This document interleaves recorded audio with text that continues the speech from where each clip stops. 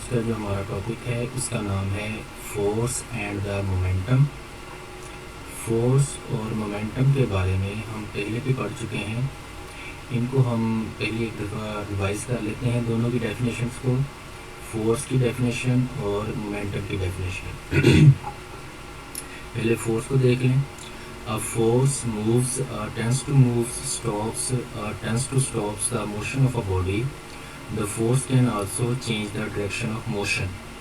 Force किसी जिस्म को मूव करती है या मूव करने की कोशिश करती है, किसी जिस्म की मोशन को रोकती है या रोकने की कोशिश करती है। फोर्स किसी जिस्म की मोशन की डायरेक्शन को तब्दील करती है, यानी कि मोशन जो है ये तीन काम करती है।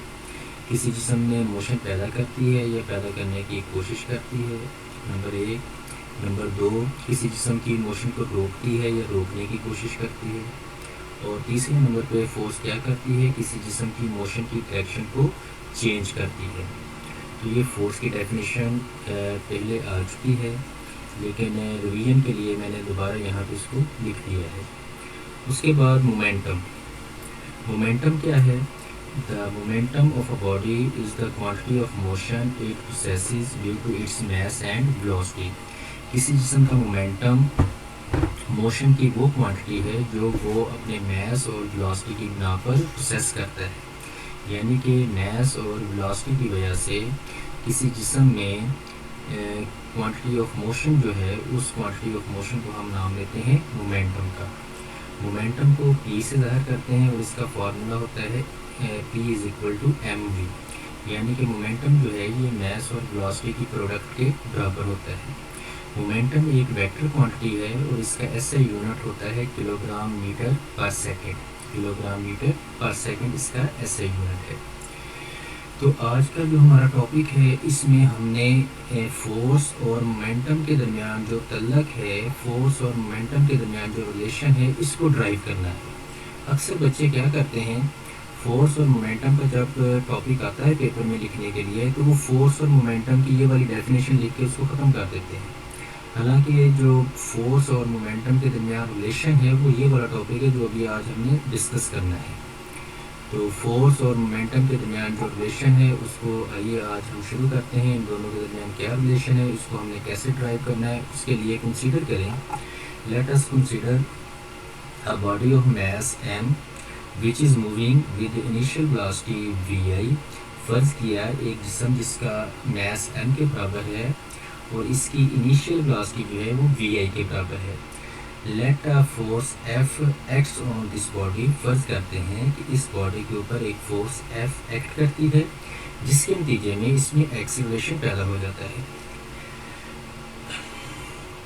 हमने न्यूटन के सेकंड लॉ में पढ़ा था, जब भी कोई फोर्स किसी जिस्म के ऊपर एक्ट करती है तो उसके नतीजे में उसमें क्या पैदा होता है, एक्सीलरेशन पैदा होता है। When a net force acts on a body it produces acceleration in the direction of net force.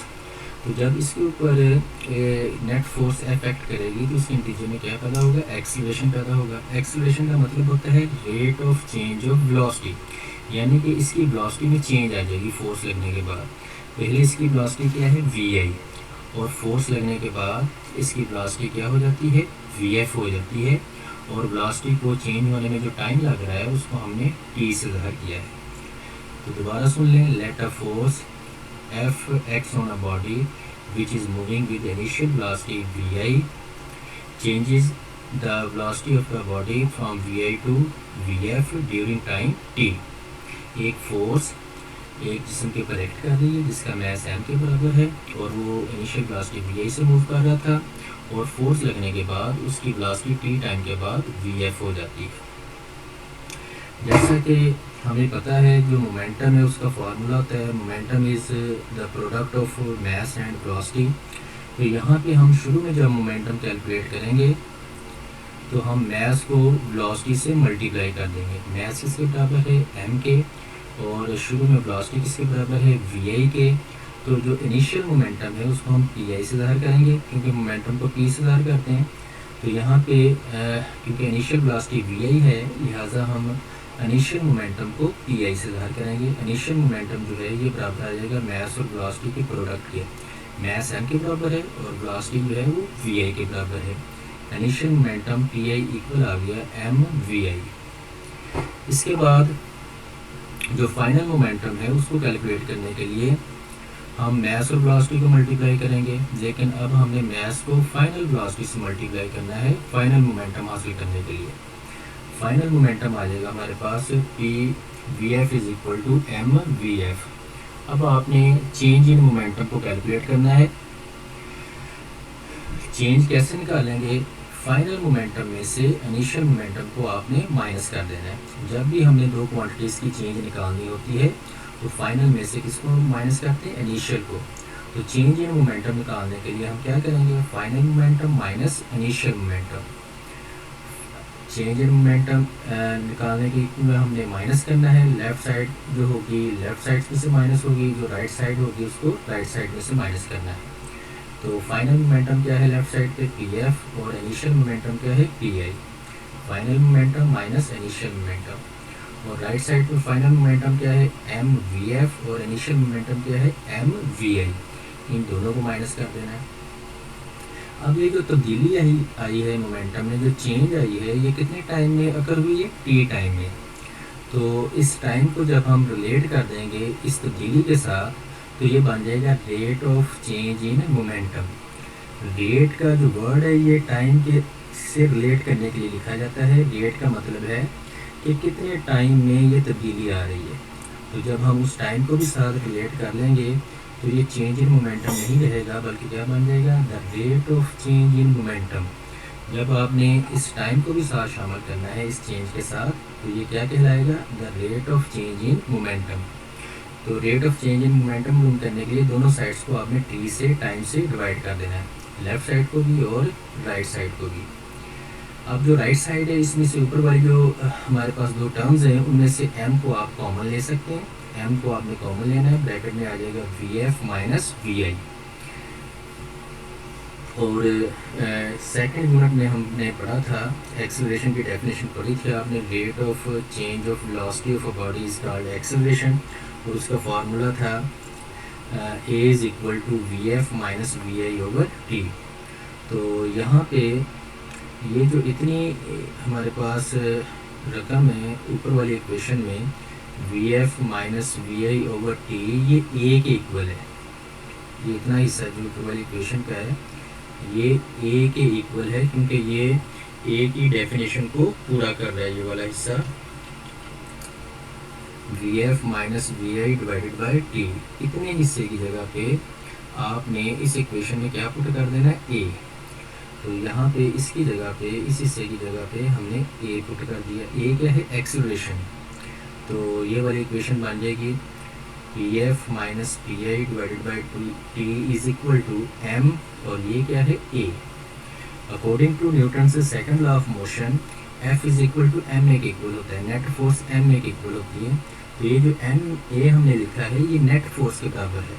इसकी जगह पे हम क्या लिख देंगे? एफ लिख देंगे। और जो लेफ़्ट साइड थी ये क्या थी? The rate of change of momentum, और rate of change in momentum. तो जो rate of change of momentum है ये किसके बराबर आ गया? नेट फोर्स के। तो इस इक्वेशन को देखते हुए हम rate of change of momentum को इस तरह से डिस्क्राइब कर सकते हैं, when a net force acts on a body, जब कोई नेट फोर्स किसी बॉडी के ऊपर एक्ट करती है, it produces acceleration in the body. तो ये नेट फोर्स जो है उस बॉडी में एक्सेलरेशन पैदा करती है, and will be equal to the rate of change of momentum of the body. और ये जो नेट फोर्स है वो rate of change of momentum के बराबर होगी। व्हेन ये डायग्राम में भी देख लें आप, when a net force acts on a body, it produces acceleration in the body and it is equal to the rate of change of momentum of the body. और ये rate of change of momentum of the body के बराबर होती है। ये जो and पे हमारे पास इक्वेशन निकली है इसके मुताबिक। और जैसा कि हमें पता है ऐसे यूनिट ऑफ मोमेंटम जो है वो हम पहले भी पढ़ चुके हैं। ऊपर क्या होता है? किलोग्राम मीटर पर सेकेंड इज न्यूटन। द ऐसे unit of momentum defined by the equation 1 is Newton second. इस इक्वेशन के मुताबिक जो यूनिट निकलेगा मोमेंटम का वो न्यूटन सेकेंड है। और न्यूटन सेकेंड जो है ये किलोग्राम मीटर पर सेकेंड के भी इक्वल होता है। न्यूटन सेकेंड और किलोग्राम मीटर पर सेकेंड दोनों मोमेंटम के यूनिट हैं। याद रखें, न्यूटन सेकेंड और किलोग्राम मीटर पर सेकेंड दोनों ही मोमेंटम के यूनिट हैं।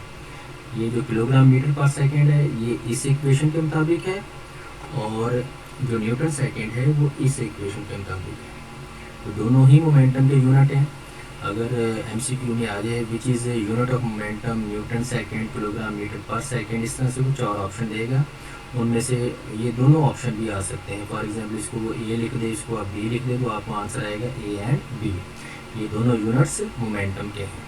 तो बेटा ये था हमारा आज का छोटा सा टॉपिक। इसको अच्छे तरीके से आपको प्रिपेयर करना है। अगर पेपर में सवाल आता है what is relation between force and the momentum, तो आपने ये सारी डेरिवेशन जो है उसमें लिखनी है। और ये जो बॉक्स में मैंने डेफिनेशंस लिखी हुई हैं इनको सिर्फ मैंने रिवीजन के लिए यहाँ पे लिखा है, ये इस सवाल का हिस्सा नहीं है। तो इसमें सिर्फ ये जो इस बॉक्स के अलावा जितना भी है वो सारा आपने लिखना है। उम्मीद है कि आपको समझ लग गई होगी।